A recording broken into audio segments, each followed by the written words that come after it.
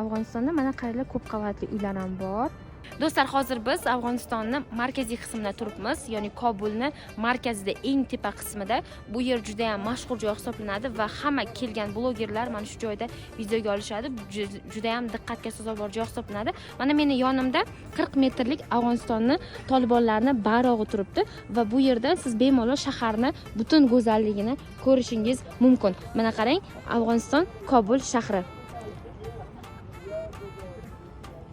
Bu yerdan hamma manzarani, butun bir manzarani tomosha qilish mumkin. Mana bu yerda esa siz signalni ko'rishingiz mumkin. Ya'ni bizni Toshkent teleminorasini o'rni bosuvchi mana shunday minoralar qilingan va tog'ni orasida joylashgan. Shunga ham e'tibor berishingizni istardim va shaharni tozaligi haqida, ekologiyasi haqida gapirganda unaqa toza emas deb aytgan bo'lardim, chunki u yerda mana changni ko'rishingiz mumkin.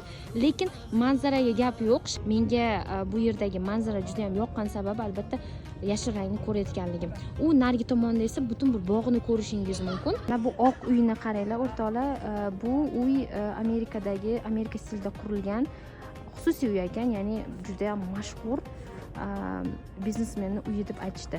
Va Afg'onistonda mana qaranglar, ko'p qavatli uylar ham bor va ular ancha elitniy uylar. Juda ham chiroyli binolar ko'p ekan. Mana bu bino ham menga yoqdi. Mana bu yerda esa uylar, tepaliklarda uylar joylashgan. Bu yerda esa mana uzoqdan siz Turkiya usulida, ya'ni turklarda mana shunaqa ko'rgan edim masjidlarni. Mana shunaqa masjidlari bor ekan. Mana bu ham masjid bo'lsa kerak. Xullas, manzaraga gap yo'q o'rtoqlar. Nima deysizlar? Fikringizni bildiringlar.